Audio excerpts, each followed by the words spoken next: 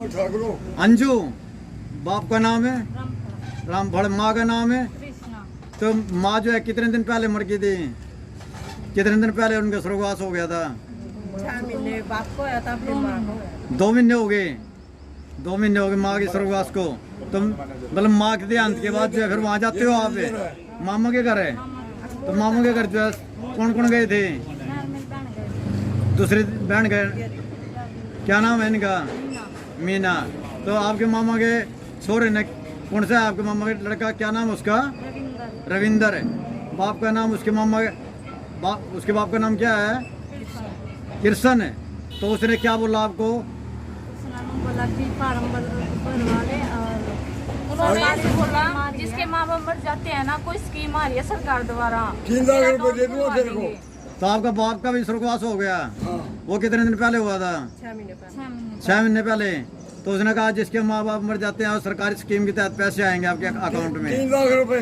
3 लाख रुपये आएंगे। नहीं जी, 3 लाख रुपए का लालच देते हैं वो इसको। अच्छा 3 लाख नहीं आए, पैसे आएंगे भाई। उसने ये नहीं बताया कितने पैसे आएंगे? 1 लाख बताए थे। 1 लाख बताए भी पैसे आएंगे। अब खाते और में जो कितने जैसे पैसे आपने हैं? 18 लाख। तो कौन से खाते, कौन से बैंक में गए आप? IDBI बैंक में गए तो उन्होंने अकाउंट खुलवा दिया, आपका खाता खुलवा दिया। खाता खुलवाने के बाद जो है दतूरी बैंक में खाता खुलवा दिया। तो दतूरी बैंक में खाता खुलवा दिया IDBI में, और खाता खुलवाने के बाद जो है आपको उसने कहा चेकबुक भी दिला दी और ATM भी दिला दिया, और दिला के जो है कह दिया फिर अगले दिन आ गए आप अपने घर, या उसी दिन आ गए थे? 4-5 दिन के बाद आए थे। 4-5 दिन के बाद आप अपने घर आ गए। तो उसके बाद जो है वो अकाउंट ये घर पे आके मेरे पे ATM सिम ATM और जो है साथ में जो है चेकबुक है, ये सारे आप अपने साथ ले आए? नहीं जी, वो लेके गया इसके पास से। नहीं, आप अपने साथ ले आए थे ना पहले, अपने घर जब आए थे डाक द्वारा आई थी, तो वो फिर उसको पता चला वो आ गया, और आने के बाद जो है आपके घर आया वो मिलने के लिए, और आपको कहा अभी जो है वो चेकबुक दे दो और ATM वगैरह दे दो हमारे को, और हमने जो है आपके खाते से पैसे निकलवाने, ये वो बताया था। नहीं खास कर ले जाते इतना गाड़ी में। नहीं खास को तो ले गए, कह खाते में पैसे निकलवाने हैं। तो आपने क्या बोला फिर उनको? मैं पैसे नहीं निकलवाते, जो स्कीम के तहत आए हैं वो आने दे, और जो मैं अपने घर का गुजारा करूंगी, अपनी पढ़ाई लिखाई में करूंगी, और जो मेरी शादी होगी उसमें खर्च करेंगे, ये बोला था आपने। तो यार मैं ना तो भाई ना तो मैं चेकबुक दूंगी और ना ATM दूंगी। तो आपने जो है उनके कहने से चेकबुक और ATM दे दिए थे उनको? नहीं जी, CSC से ले गए उठाकर, पीछे तक ले गए। CSC सेंटर पर थे, इसके डॉक्यूमेंट दिखा के। अच्छा, और मैं 3-4 गाड़ी आई थी, 3-4 गाड़ियों में आए, और इसमें आप डर गए। डरने के बाद जो है आपने उनको क्या बोला फिर? भाई मैं नहीं जाऊंगी, मैं नहीं पैसे निकलवाऊंगी।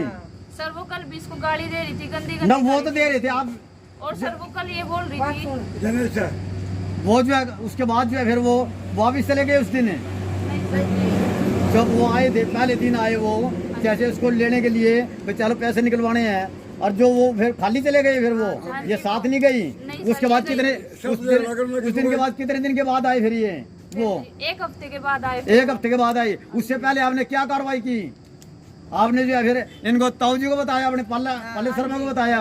पाले शर्मा ने जो है आपके साथ गए, और जो है फिर थाने में दरखास्त दिलाई, सनौली थाने में दरखास्त दिलाई कि भाई ऐसे ऐसे जो है मेरे मामा के लड़के ने रविंदर ने बाप का नाम कृष्ण है, उसने जो है ऐसे ऐसे जो अकाउंट खुलवाया था, ऐसे ऐसे जो है उसने बहका के भाई ऐसे सरकारी स्कीम के तहत तुम्हारे पैसे आएंगे और तुम इनसे गुजारा कर लेना। और जो है फिर उसके बाद अकाउंट में पैसे आ गए, और चेकबुक और ATM वगैरह उसने दिला दी, और वो CSC में आई थी। CSC वाले से जो है उसने बहका के, और वो जो है भाई बन के, और उसने जो है वो भी हमारे से ले गया। ठीक है, और ये सारी बातें आपने कल भी सर इसकी मम्मी आई थी, अपने ताऊ को जो है आपने पाले को सारी बातें बता दी, और थाने में जो है ये सारी बातें लिख दी आपने। और जो है फिर तो SHO ने क्या बोला? भाई आप जो है वहाँ जाओ, वहाँ मैनेजर यहाँ दतूरी में जाओ, और दतूरी जाने के बाद जो IDBI बैंक है उसमें खाते में जो है वो खाता सील करा दो।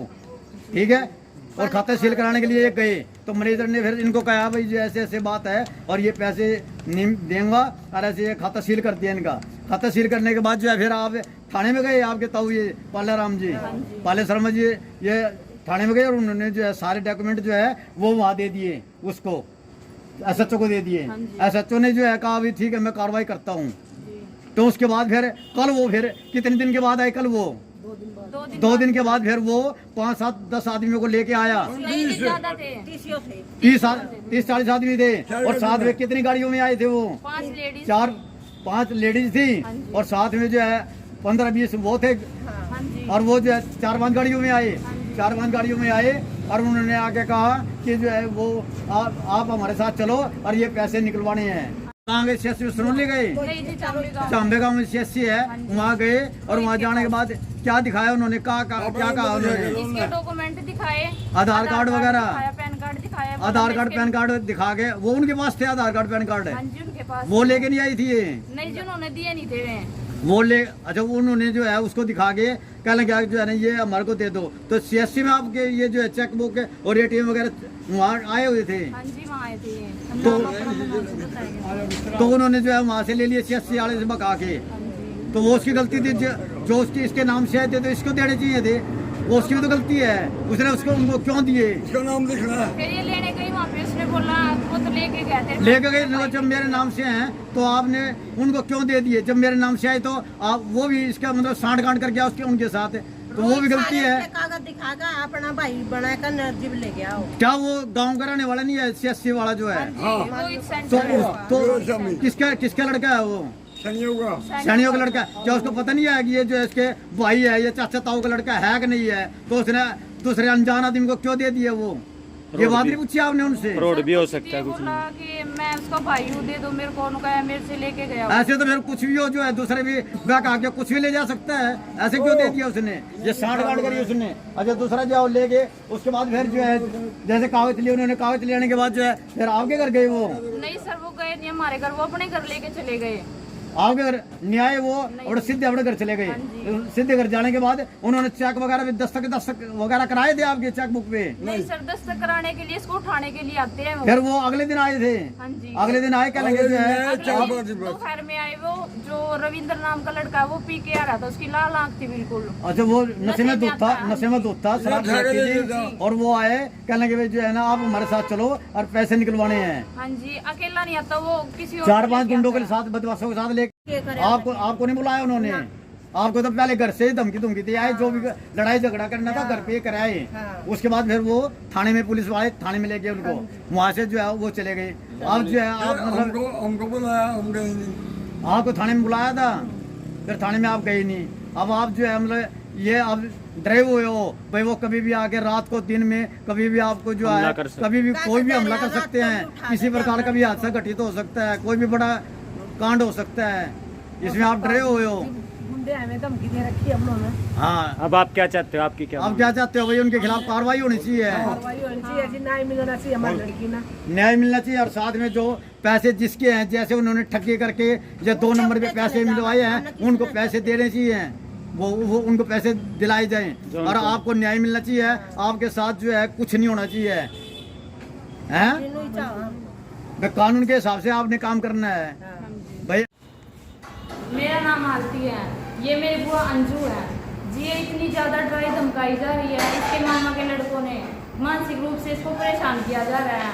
अगर इसने कोई उनके दबाव में आकर किसी चीज का सुसाइड कर लिया तो इसके जिम्मेदार कौन होगा? इसके माता पिता नहीं है, ये 4 बहनें हैं जी। बहुत ज्यादा डराया धमकाया जा रहा है। खाना नहीं खाती, कभी गुमसुम रहती है, बिल्कुल सोती नहीं, रात को परेशान रहती है, किसी से बात नहीं करती। ये बोलती है मैं सुसाइड कर लूंगी। इसके जिम्मेवार कौन होंगे? इसके जिम्मेवार होगा इसके मामा का लड़का रविंदर और वो प्रमोद कुमार, ममता इसके मामी होंगी जो कल पे आई थी घर पे, और रेखा भी होगी, और पुलिस प्रशासन होगा। बार बार फोन करके धमकी दे रहे हैं वो। हम किसके जिम्मेवार हो? इसके जिम्मेवार कौन होगा? हमें इंसाफ चाहिए इस बात के लिए। ये अकेली रहती है, इसको उठाने आते हैं बार बार वो। कल 3 गाड़ी आई थी, 10 गुंडे आए थे इनके साथ में। कौन होगा इनके जिम्मेवार? हमें क्या पता वो क्या लेके आए हैं, चाकू लेके आए, बंदूक लेके आए।